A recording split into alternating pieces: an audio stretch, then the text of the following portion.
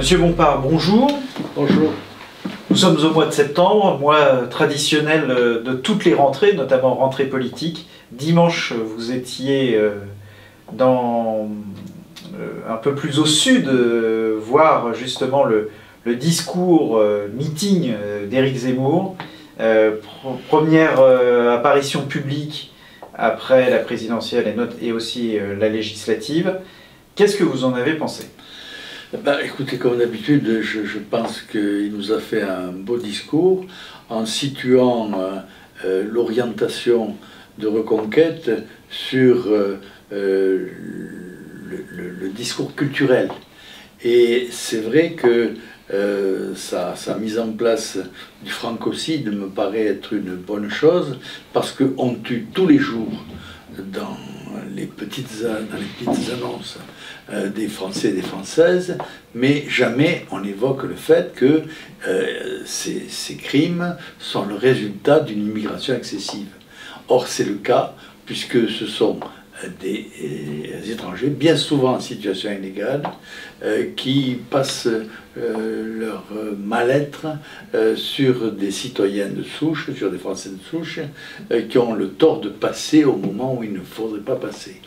Il y a quelque chose de tout à fait fou dans cette négation de l'insécurité politiquement organisée par l'islamisme, et ceux qui s'y prêtent sont des criminels. Donc vous pouvez faire la liste des gens que j'accuse de criminels, ça fera beaucoup de monde, et ça tiendra la place du cénacle politique institutionnel, si j'ose dire. En effet, ce terme de francocide désigne tout simplement les homicides et les agressions en général physiques, et aussi contre les biens qui sont commises tous les jours. Mais il y a aussi une deuxième attaque tout aussi criminelle dans son esprit, c'est celle de l'idéologie woke, qu'on désigne comme telle, mais qui finalement n'est que le nouveau nom de la vieille subversion marxiste, même, on pourrait dire. Même américaine. Et américaine, oui.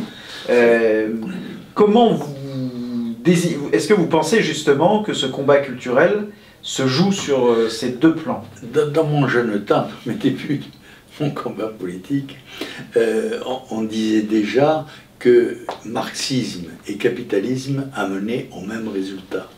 Aujourd'hui, le marxisme classique est mort, et le capitalisme le remplace avec un talent fou, puisqu'il continue les mêmes méfaits de destruction de la cité et de destruction du peuple. Et il est vrai que cette argumentation nouvelle, qui nous vient des USA, n'est qu'un relookage à but terroriste contre la civilisation. On dit que ça attaque l'homme blanc, certes ça attaque l'homme blanc, mais c'est bien plus global que ça. Ça attaque tous les principes de la civilisation occidentale, qui deviennent l'ennemi public numéro 1, comme empêchant le capitalisme totalitaire de se développer, ou gênant. Enfin, empêche pas, il gêne un peu même, il gêne pas beaucoup, mais il gêne un peu. Et ce pouvoir-là n'accepte pas la gêne. Il veut régner totalitairement, quitte à débarrasser la Terre de la moitié de ses habitants d'ailleurs, puisque c'est le pronostic annoncé, c'est que au lieu des 14 milliards de terriens que le monde devait contenir en 2050, je crois, et on nous en annonce le tiers. Il y a quelque chose de fou, on annonce des atrocités colossales, et dans la sérénité la plus totale, le pouvoir nous parle de mettre en place l'euthanasie, puisque ça va être le grand sujet de rentrée. On va pouvoir tuer allègrement les personnes vieillissantes ou jugées comme vieillissantes, les personnes malades ou jugées comme malades, puisque une fois qu'on ouvre la boîte à Pandore, eh bien tout se déroule, d'une manière mathématique, si j'ose dire. Et il est remarquable de voir que on a en peu de temps, 30 ou 40 ans, on a totalement inversé les valeurs qui régnaient depuis plusieurs millénaires sur le monde. Le crime le plus abominable, c'était l'assassinat d'enfants ou l'assassinat de bébés, aujourd'hui c'est légal, c'est même remboursé pour la sécurité sociale et on doit s'en féliciter.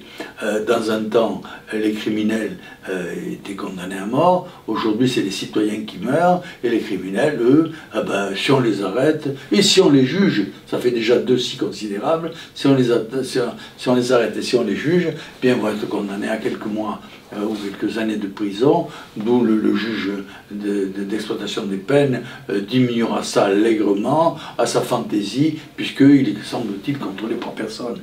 Nous vivons au royaume d'Ubu, et c'est contre Ubu que nous nous battons. Alors, ce tableau, j'allais dire, assez large, d'actualité, réaliste, il est vrai, mais quasiment d'une ampleur eschatologique,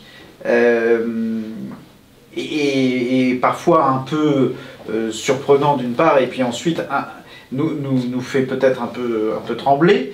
Par rapport à ça, vous pensez que le combat politique, y compris dans sa forme électorale, est toujours un moyen sûr et valable de combattre, justement? Si j'osais, je dirais que tous les moyens de combattre le mal sont bons, hein, et que le diable est au pouvoir.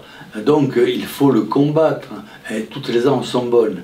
La caractéristique du combat politique, c'est qu'à certains moments, il est électoral et qu'il y a une mobilisation au moins momentanée, au moins partielle, au moment de ces combats-là, et une sensibilité un peu plus grande chez les citoyens qui est sous déjà euthanasie morale, si j'ose dire. Hein. On lui interdit de réfléchir, on lui dit ce qu'il doit penser de ça, de ce qu'il doit penser de ça, et s'il ne pense pas ça et ça, eh bien on le gronde, voire on le fesse.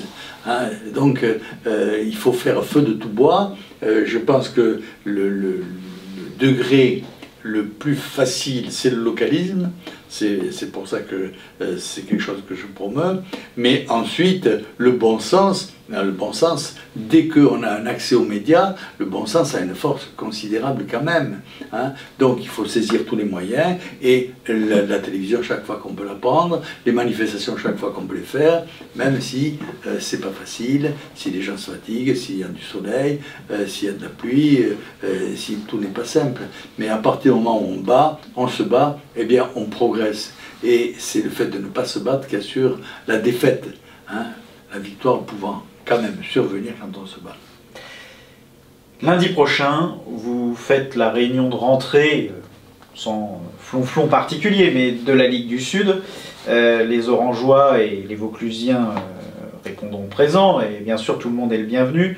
Cependant, par définition, tous ceux qui nous regardent aujourd'hui ne pourront pas être forcément présents. Qu'est-ce que vous voudriez leur dire par rapport à l'hiver qui s'annonce, par rapport aussi aux diverses,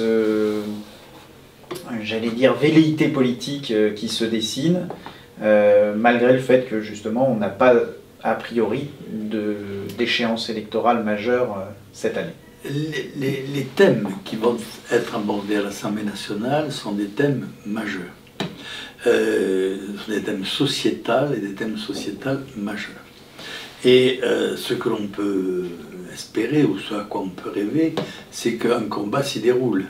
Hein, donc nous regarderons de quelle manière ce combat est mené, et nous le mènerons de notre mieux, de notre place, avec les moyens qui nous sont donnés. C'est vrai que ce qui va se débattre annonce la volonté de Macron de détruire encore plus que ce qu'il a déjà détruit. Pourtant, il en a fait beaucoup. Hein, il y a une volonté chez ce monsieur qui est sinistre, qui est terrorisante. Donc, il va falloir que nous battions les uns et les autres de notre mieux contre les crimes qu'il est en train de mettre en place. Hein, on en a évoqué un, mais il y en a d'autres, et on se battra de notre mieux, et en fin de compte, quel est notre espoir? C'est que le peuple français se soulève. Monsieur Bompard, merci beaucoup. Merci.